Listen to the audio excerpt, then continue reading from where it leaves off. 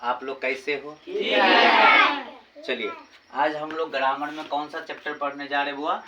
Question tag. क्या पढ़ने जा रहे हैं? Question tag. ठीक ना? इस क्वेश्चन टैग को हम लोग बुआ क्या करेंगे, समझेंगे जो क्वेश्चन टैग क्या है। ठीक ना? तो उसको हम लोग डिफिनीशन के साथ ही उसको समझेंगे कि क्वेश्चन टैग क्या है।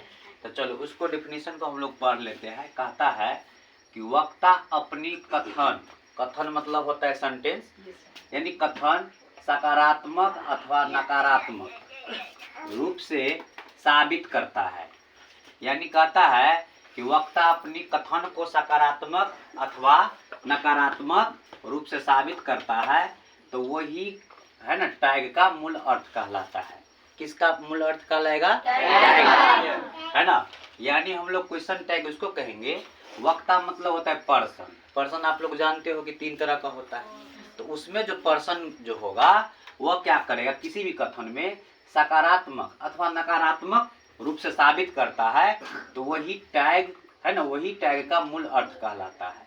तो चलिए, तो ये बात हम लोग इतना समझ गए कि क्वेश्चन टैग जो होता है, क्वेश्चन टैग जो होता है किसी वक्ता के द्वारा क्या किया जाता है? वक्ता मतलब पर्सन होता है। पर्सन के द्वारा क्या किया जाता है? सकारात्मक अथवा नकारात्मक रूप से साबित किया जाता है। तो उसी को हम लोग क्या बोलेंगे, है ना, टैग का मूल अर्थ कहते हैं। तो अब हम लोग क्या करेंगे बुआ, थोड़ा रूल से समझेंगे कि टैग क्या होता है। ठीक है ना? रूल से समझेंगे। इसमें लिख दिया है जनरल रूल्स ऑफ टैग। तो हम लोग टैग को किससे जब समझेंगे बुआ? रूल से, है ना? अभी हम लोग जब पढ़ रहे हैं टैग का बेसिक पढ़ रहे हैं, उसका जो है ना यूज कैसे होता है उसको हम लोग जान लेते हैं। तो पहला रूल्स कह रहा है कि यदि मूल कथन का मतलब होता है, जैसे मान लीजिए जिसको हम सेंटेंस नहीं बोलते हैं, सेंटेंस को ही हम लोग कथन बोलते हैं। ठीक है ना? जैसे मान लीजिए हम लोग लिखते हैं कि जैसे मान लीजिए सिंपल से कोई भी ले लो, जैसे राम इज गुड, तो ये आपका क्या सेंटेंस, तो सेंटेंस को ही हम लोग कथन बोलते हैं। तो यही कह रहा है कि यदि मूल कथन है ना आपका क्या होना चाहिए? सकारात्मक। सकारात्मक का मतलब होता है जिसमें नेगेटिव वर्ड का यूज नहीं रहता है। सकारात्मक हो तो उसका टैग नकारात्मक होता है। यानी कह रहा है अगर आपका सेंटेंस यदि आपको क्या रहेगा, अफर्मेटिव रहेगा, तो टैग किस में बनेगा बुआ? नेगेटिव में। नेगेटिव मतलब नकारात्मक में बनेगा, है ना? उसके बाद कह रहे और यदि मूल कथन यदि आपका पहले से कथन आपको क्या रहेगा? नकारात्मक रहेगा, यानी सेंटेंस नकारात्मक रहेगा, और तब बोलेगा उस सेंटेंस को क्या बनाइए? टैग बनाइए। तो उसका टैग किस में बनेगा बुआ? सकारात्मक में। सकारात्मक का मतलब होता है अफर्मेटिव में। किस में बनेगा? अफर्मेटिव में बनेगा। यानी इतना बात हम लोग समझ गए, टैग जो बनता है अगर हमारा मूल कथन यदि क्या होगा? अफर्मेटिव होगा, है ना, तो उसका टैग बनेगा नेगेटिव में। और जब आपका मूल कथन यानी नेगेटिव, यदि सेंटेंस पहले से नेगेटिव रहेगा तो उसका क्या होगा बुआ?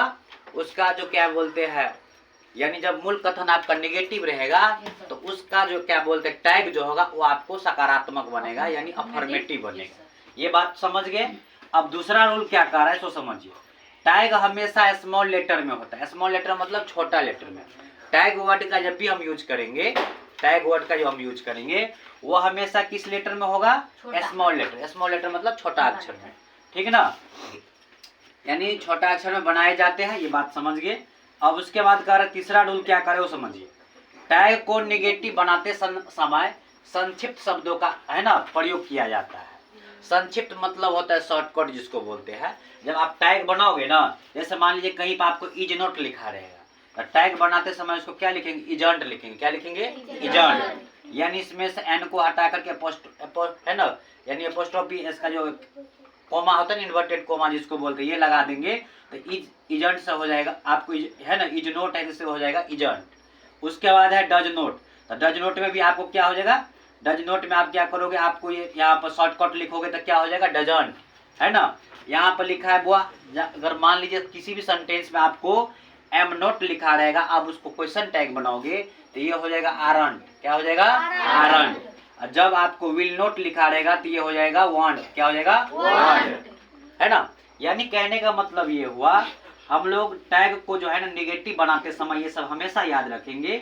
जब इसको है ना इज नोट लिखा रहेगा तो उसको संक्षेप में इजंट बोलेंगे।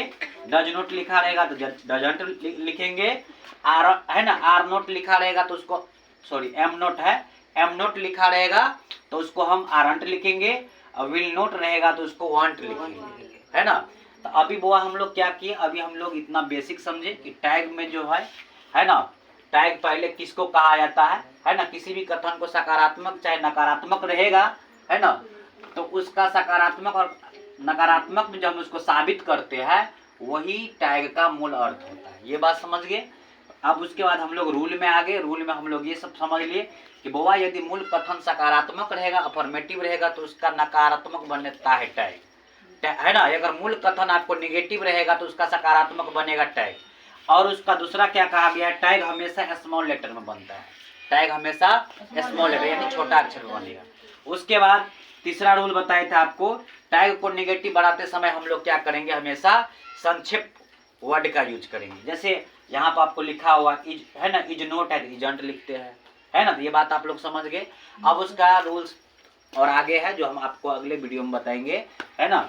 और उसको हम प्रयोग भी करेंगे, है ना, उसका प्रयोग भी जानेंगे, उसका यूज भी जानेंगे, जो उसका यूज कैसे किया है, तो उसको हम अगले वीडियो में जानेंगे।